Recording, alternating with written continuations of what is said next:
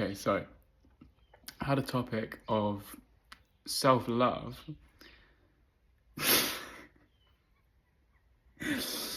People. Okay, I am a human, I swear. We all are, on one aspect. But self-love without... Okay, here's but here's what I was going to say. Self-love without the recognition of who you are is beyond limits is really a bypass of stepping into your potential to know that who you are can transcend all limitation. Now, self-love can be rest. Self-love to me is an intimacy and a fragrance of self-forgiveness, knowing that who you are doesn't need to prove anything to this world. You're a sovereign being beyond all judgment of an external reality, right? You validate yourself first, and in that is a freedom from needing to outsource your identity in anything. In fact, your identity becomes so empty, you are not the same person in any moment. You are a complete fresh being in each instant. There is no bridge between each identity, and this is truly self-love. If you try and love a self that's stagnant, some kind of solid identity, you're not really knowing the true nature of yourself as a empty creation. True self-love does not limit yourself to a being, a body that is here, and then tries to sort of put a band-aid of self-love on top. There is a real insight and wisdom to knowing to slow down, to really just allow yourself to be, right? Not having to do, not having to become anything. But the true self-love is a balance between being and becoming. But the becoming isn't something outside of yourself. You're actually becoming more of yourself. That which is waiting for you in open arms is you. These potentials that you see in front of you of creation, right, is not to be seen as, oh, well, this person is not accepting what is. They're not loving themselves. They're trying to be something else. To limit yourself, to take away these potentials because you think that you can't, because you need to have no desire, because you need to be content with this, who you are right now, is not true wisdom. True wisdom knows who it is, doesn't need to prove itself. The energetic signature of who you are is beyond this world. It doesn't need to do anything to be validated. But you came here in order to experience the dance between conscious creation, energy, and consciousness. How does consciousness trigger creation? How does consciousness with thought and desire and authenticity of alignment come to terms with the fact that it knows it has a direct communication with the soul, and when these creations are in alignment with your soul's purpose and your purpose, which is the same thing, when you're in alignment with that, you're always testing to see if something's out or in alignment. Because when something's not in your alignment and you try and, be someone you're not, create something that isn't really in alignment with who you are, you're going to be coming across a lot of obstacles, a lot of signs that this isn't the case.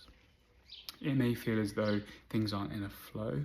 It may seem as though you're trying to be someone or create a scenario that isn't really who you are. So self-love, coming back to this fake self-love that firstly takes yourself to be a solid entity that isn't moving, isn't changing, as if you need to, if I love myself enough, then I'll be happy.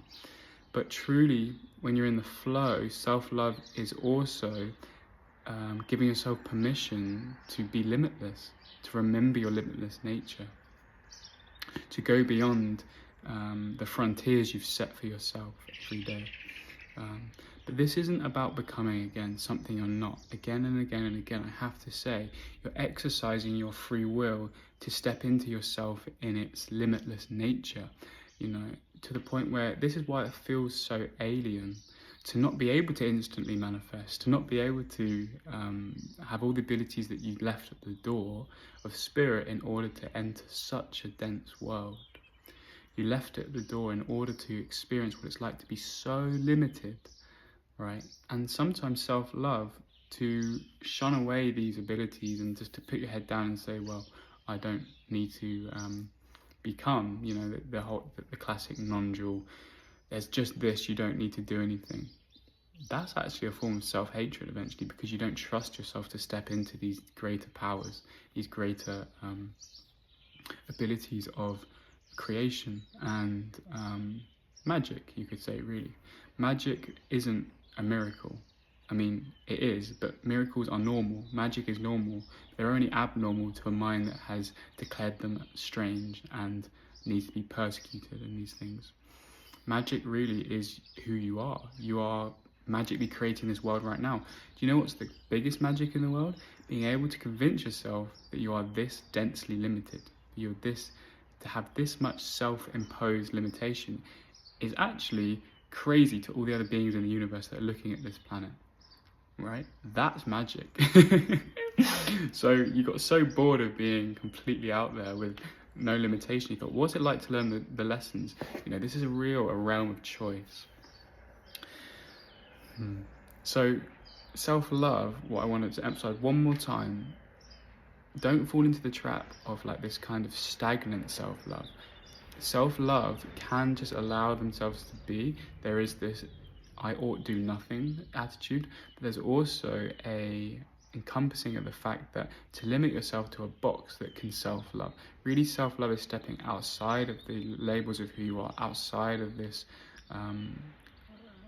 3D reality even, opening up to senses beyond this world, becoming more central with other realms, allowing these other realms to come into this in the dreaming state, knowing that that's not any less real than this, right? This is so much what you came here to do. And to limit yourself to like just this reality with just this, like to become better in the prison is not self-love. We need this balance of going beyond and also knowing that who we are doesn't need to become anything else.